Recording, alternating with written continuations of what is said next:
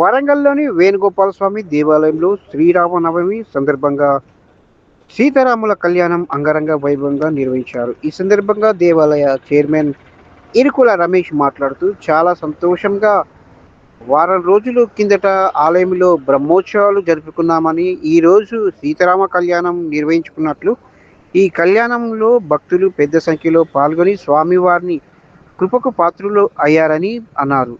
ఈ కళ్యాణోత్సవంలో కార్యక్రమంలో శ్రీ వేణుగోపాల స్వామి దేవాలయం అర్చకులు, పాలక మండలి, బ్రహ్మోత్సవ కమిటీ, మహిళా మండలి సభ్యులు తదితరులు పాల్గొన్నారు.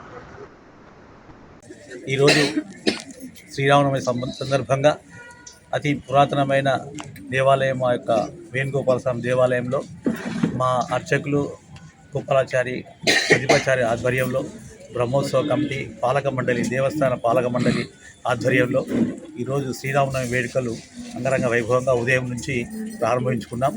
ఉదయం స్వామివారికి అభిషేకము, అలాగే ఇప్పుడు కళ్యాణోత్సవము మా యొక్క పూర్వ వీరగుండా మరి మేము ఈ దేవాలయం చుట్టూ స్వామివారిని ప్రదక్షిణ చేసి స్వామివారి దగ్గర నుంచి ఈరోజు చేస్తున్నాం. ఈరోజు ఈ యొక్క గతం ఒక ఫైవ్ డే వారం కిందనే మేము బ్రహ్మోత్సవాలు చేసుకున్నాం.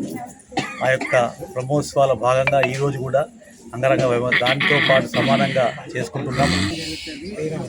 మా దేవాలయంలో మరి ఈ కళ్యాణానికి గతంలో ఇప్పుడు ఒక భక్తులు వచ్చారు. గత సంవత్సరం వచ్చి వాళ్ళ అమ్మాయికి పెళ్లి కావాలని మొక్కి వెళ్ళాడు. ఈ సంవత్సరం పెళ్ళి అయిందని వారు మంగళసూత్రాలు, మట్టెలు కూడా తెచ్చిచ్చారు. వారు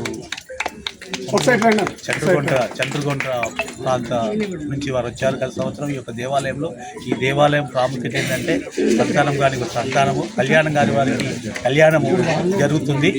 ఎవరికి కోరిక ప్రకారం ఎవరి కోరిక కోరుకున్నా కానీ తప్పకుండా ఇక్కడ సంభవిస్తుంది.